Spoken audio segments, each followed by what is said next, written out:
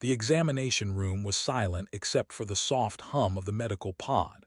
Inside the containment field, a battered, bleeding human curled in a fetal position, breathing shallowly. The creature was surrounded by scorch marks, ripped steel plating, and remains of an exploded cargo freighter. Blood stained its torn clothes. Its eyes, feral, confused, watched everything.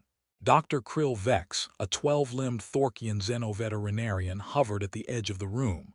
His cilia quivered with unease. "That," he hissed, "is an apex predator, a human. I will not touch it." The translator on his carapace crackled, trying to match the emotion in his tone.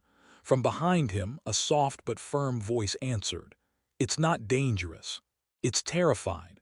Dr. Lysamiro, human veterinarian and xenobiologist, stepped past him with calm grace. Her white coat floated around her like a diplomat's flag. She held no weapon, just a small neural scanner and a pouch of synthetic proteins. Krill recoiled.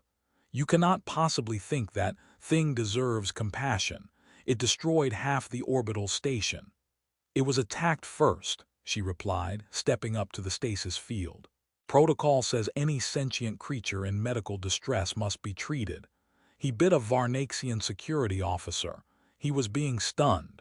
He reacted instinctively. Lysa's voice softened.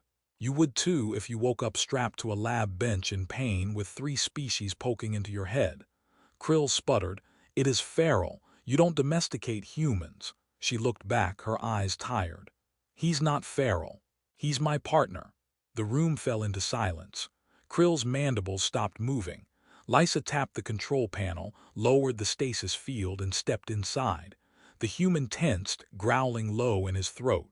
His body was cut, ribs cracked, and his skin bore chemical burns. But when her hand touched his shoulder, he stilled. "Reed," she whispered, "I'm here, you're safe." His lips parted. "Lysa," she smiled through the tears threatening her voice. "Yeah. You big idiot, you crash-landed again." He tried to sit up.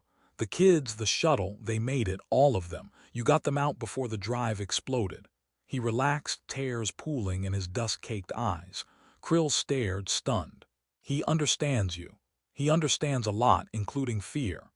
They worked together to treat Reed, Krill from a distance, providing tools and diagnostics, Lysa administering care. As his condition stabilized, the truth unfolded. Reed was one of the few humans cleared for deep range rescue ops, because humans were uniquely resistant to neuroshock, radiation, and gravity trauma. Their biology was robust, adaptable, but to many alien species, that made them terrifying. When the refugee shuttle suffered a drive failure in the asteroid belt, Reed had diverted his cargo freighter to block the fragments. He saved 32 lives. But by the time security arrived, all they saw was a damaged vessel, a bloodied human, and panic. "He fought his way out of the wreckage with a broken leg," Lysa explained. "He wasn't trying to attack. He was trying to survive." Krill observed quietly, his mind unsettled. As Reed healed, he and Lysa told stories of old missions, of shared laughter, of quiet stargazing on the hull of the rescue ship. They weren't romantically involved when they started, but over years of trust, danger, and quiet understanding, something else bloomed. "I never thought I'd love someone who growled in his sleep," she once joked. "I never thought I'd love someone who cries during documentaries," he'd reply. Even Krill, skeptical, clinical, began to see the shifts in Reed's expression when he listened, the careful way he moved his hands when near others, the way he flinched at sudden sounds but never raised his fists in anger. He wasn't a beast, he was a survivor. Weeks later, the council opened a formal inquiry. Xenovit Krill Vex was called to testify. "Do you believe," asked the tribunal head, "that this human was a threat?" Krill's eye clusters flicked to Lysa, then to Reed, who sat beside her in a neat black suit, still favoring his side. He took a breath.